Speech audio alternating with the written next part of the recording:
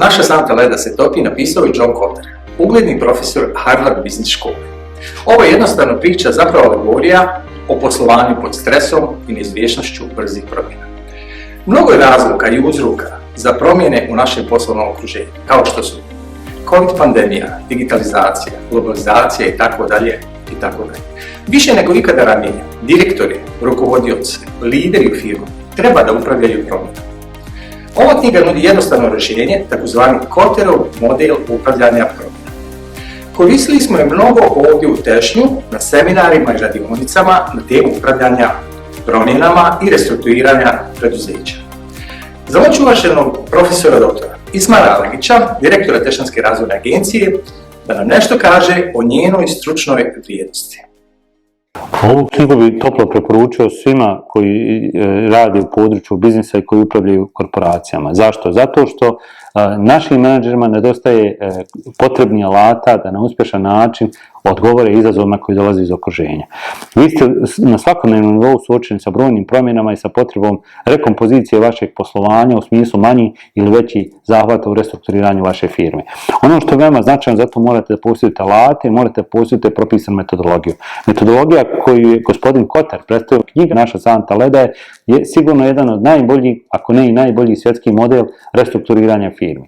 Vi morate striktno provesti intervencije kroz propisani 8 koraka na način da izlaz iz narednog koraka i ulaz u naredni korak i nije moguće bilo kakva improvizacija ili odstupanje od propisane metodologije.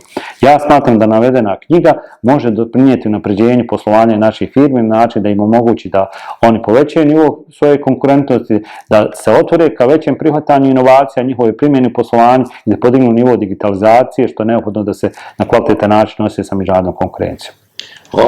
Hvala vam.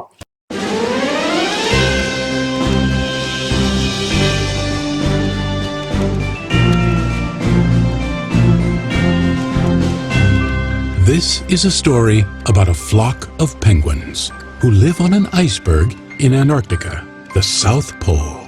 They are like a big family.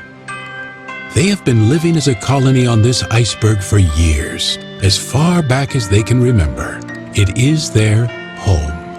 They don't know it yet, but change is coming for them. In order to survive, they will need to learn the change leadership process. One step at a time. Oh boy, I have to do something. I gotta tell Alice. This is Alice.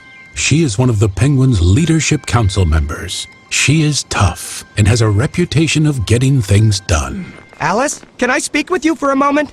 I believe that our iceberg is melting. Really? Well, show me what you mean. So Fred took Alice to the heart of the iceberg. See, Alice? Our iceberg has cracks that lead to larger caves. If the ice melts sufficiently, water will pour into these cracks and caves. Would you give me a few minutes, please? Fred went quickly down the mountain and arrived minutes later with a glass bottle. Let's fill this bottle with water, seal it, and leave it in the ice overnight.